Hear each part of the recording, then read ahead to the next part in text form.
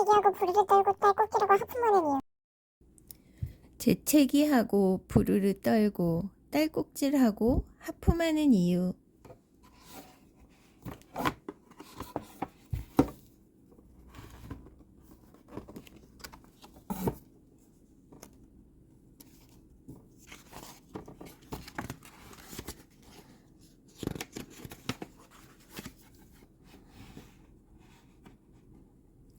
숨바꼭질을 하고 있어요.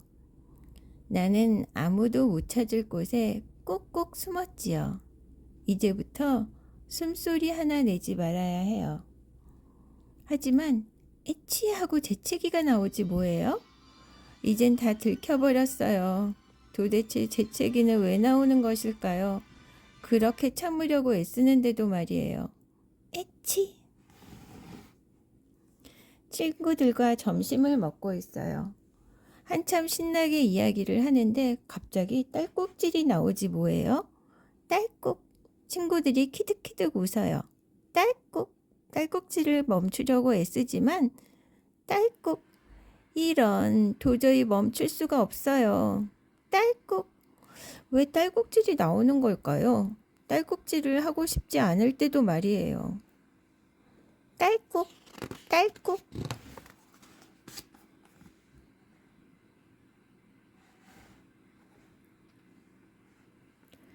재채기와 탈꾹질은 반사행동입니다. 반사행동은 일부러 하려고 해서 일어나는 게 아니에요. 우리 생각과 상관없이 일어나는 일이거든요. 반사행동은 눈 깜짝할 사이에 일어나는데 한번 시작하면 좀처럼 멈추기가 힘들어요. 몸을 부르르 떠는 것이나 하품도 반사행동입니다. 모든 반사행동은 신경계를 통해 일어나지요.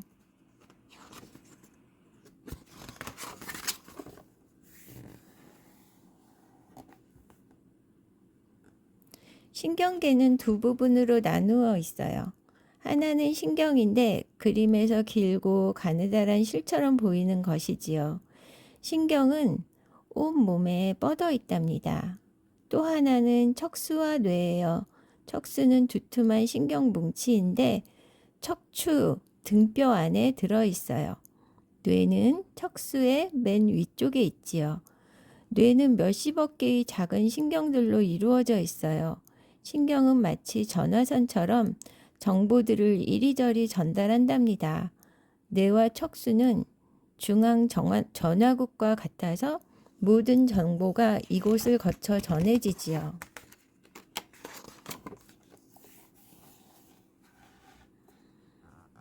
뜨거운 가스레인지에 손가락을 올려놓았다고 가정해 보세요. 손에 있는 신경은 가스레인지가 뜨겁다는 것을 느끼고 정보를 보내지요.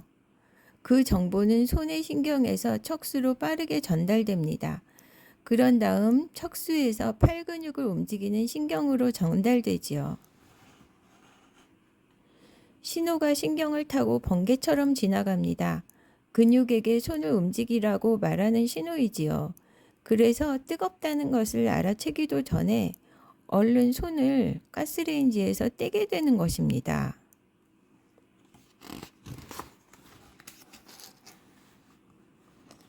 뜨거운 가스레인지에서 얼른 손을 떼는 것은 반사행동입니다. 반사행동은 순식간에 일어나기 때문에 전혀 조절할 수가 없습니다. 무슨 일이 일어났는지 생각할 틈도 없이 자동으로 일어나기 때문이지요. 조심해, 맥스. 너도 되겠다.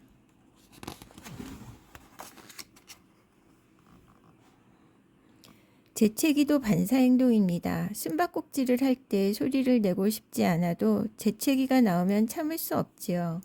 재채기는 먼지나 더러운 것이 코 속에 들어갔을 때 나와요.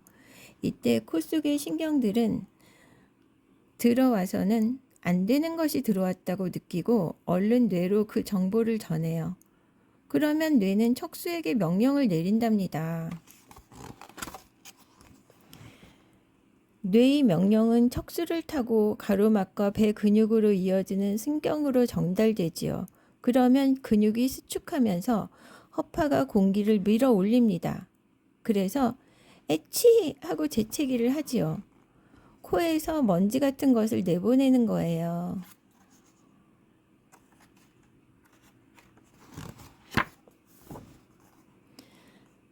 딸꾹질이 왜 나오는지 정확히 아는 사람은 아무도 없어요. 하지만 어떻게 해서 나오는지는 알고 있답니다. 척수에서 신경 하나가 공기를 한껏 들어 마시라는 신호를 보냈는데 그때 목구멍이 닫히면 공기가 목에 부딪히지요. 그러면 딸꾹 소리가 난답니다. 이것이 바로 딸꾹질이에요. 이 소리 때문에 딸꾹질이란 이름이 붙은 거예요. 딸꾹질은 반사행동입니다. 물을 마시면 딸꾹질이 사라질 수도 있어요. 부르르 떠는 것도 재채기나 딸꾹질과 같은 반사행동입니다. 따뜻한 물에서 나오면 피부의 신경이 춥다고 느껴요. 피부 신경은 그 정보를 척수에 있는 신경에 전하지요. 척수에서 나온 정보는 다른 신경으로 달려갑니다. 온몸의 근육이 빠르게 팽팽해졌다가 느슨해지고 다시 팽팽해졌다가 느슨해집니다. 그러니까 부들부들 떠는 거예요. 그러면 열이 나서 몸이 조금 따뜻해진답니다. 엄마, 나 얼어 죽겠어. 하품을 참아본 적이 있나요? 하품을 참기란 몹시 어렵지요.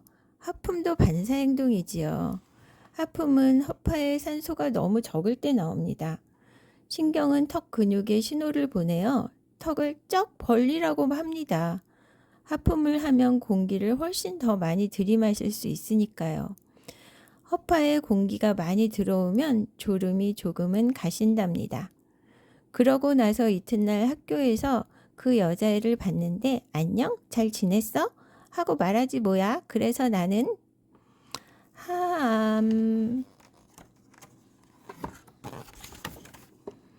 눈에서도 반사행동이 일어납니다.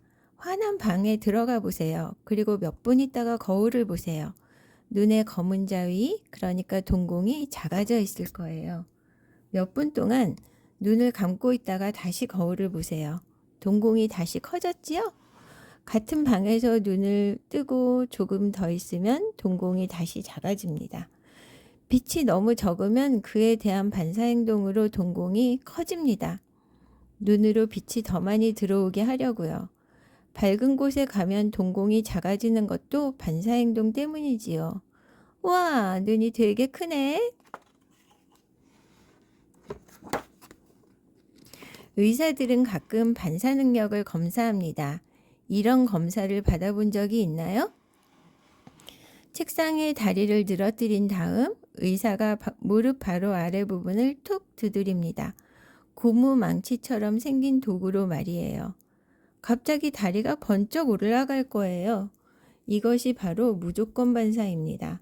무조건 반사가 잘 일어나면 신경계가 건강하다는 증거입니다. 우리가 직접 검사해 볼 수 있는 반사행동도 있습니다. 신발과 양말을 벗고 친구에게 이쑤시개로 발바닥을 살살 긁어보라고 하세요. 발뒤꿈치에서 엄지발가락까지 긁어야 합니다. 어때요? 발가락들이 천천히 구부러지지요? 이것을 발바닥 반사 행동이라고 합니다. 맨발로 거친 땅을 걷거나 나무에 올라갈 때 이런 반사 행동이 도움이 되지요. 간지러워. 어머, 내 발가락이 조금씩 구부러지는걸?